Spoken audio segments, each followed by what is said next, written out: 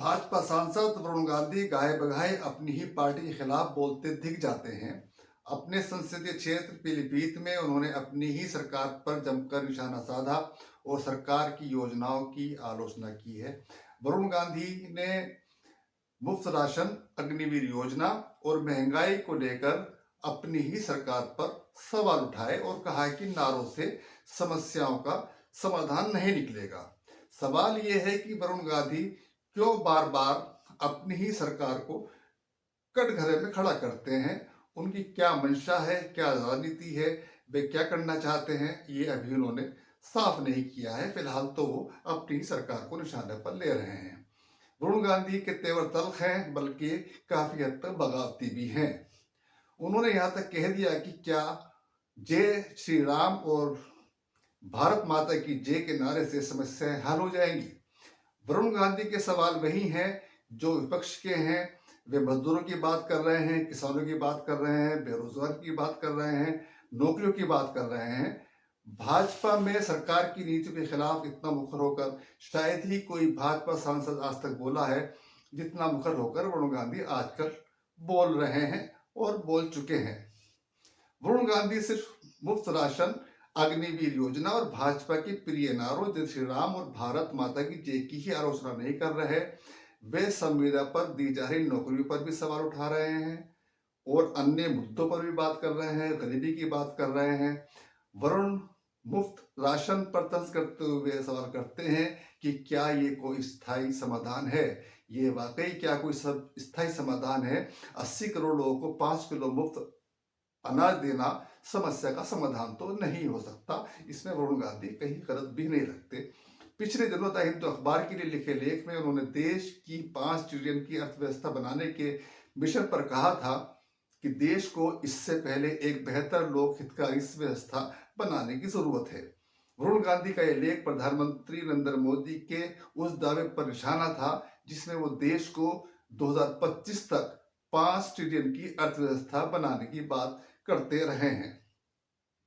वरुण गांधी ने कृषि बिल के खिलाफ प्रदर्शन कर रहे किसानों का समर्थन किया था। वो किसान जो मोदी सरकार की नीतियों के खिलाफ सड़कों पर उतरे थे, 1 साल तक आंदोलन चलाया था जिसमें लगभग 700 किसान शहीद भी हुए थे। साल 2021 में ही वरुण गांधी ने पार्टी से जुड़े कार्यक्रमों में हिस्सा लेना बंद कर दिया था। बीते दिनों जब मोदी सरकार के 9 साल पूरे होने पर भाजपा ने महासंपर्क अभियान चलाया था तो वरुण गांधी इसमें शामिल नहीं हुए थे। जाहिर है इससे भाजपा हाईकमान उनसे नाराज है।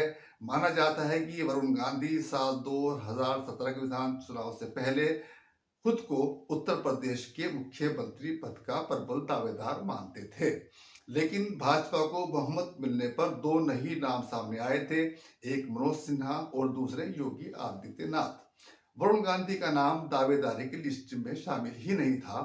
साल 2017 से पहले इलाहाबाद में वरुण गांधी को मुख्यमंत्री पद का चेहरा है इसके संकेत देते हुए पोस्टर लगाए गए थे।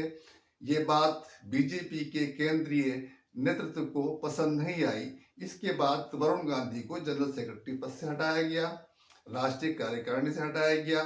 इसके बावजूद वरुण गांधी लगातार ऐसे बयान देते आ रहे हैं जो पार्टी की लाइन से अलग हैं। किसी भाजपा नेता की इतनी हिम्मत भी नहीं होती कि वो इस तरह की भाजपा में रहते हुए बातें कर सके।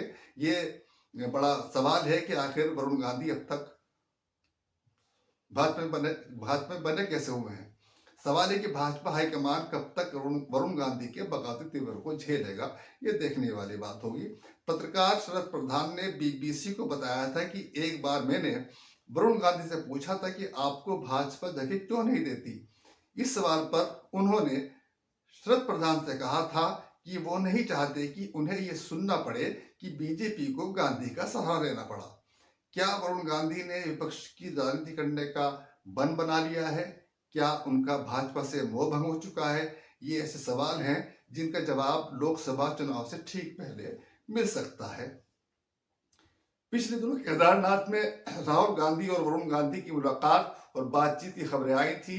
इससे कयास लगाए जाने लगे हैं कि दोनों परिवारों के बीच जमा बर्फ पिघल रही है। क्या वास्तव में ऐसा है और गांधी परिवार एक होने वाला है? हालांकि ये दुख की कौड़ी है, लेकिन सवाल ये है कि वरुण गांधी का अगला रास्ता क्या होगा। क्या वो वाकई कांग्रेस में शामिल होंगे, क्या वो सपा के पास जाएंगे, या अपना अलग राजनीतिक दल बनाएंगे, ये भविष्य के गर्भ में छुपा हुआ है। वरुण गांधी के तेवर बगावती हैं, इसमें दो राय नहीं है। बहुत बहुत शुक्रिया। आप देख रहे थे जन विचार। संभव हो तो हमारे इस YouTube चैनल को सब्सक्राइब कर दीजिए। बहुत बहुत शुक्रिया, बहुत बहुत शुक्रिया।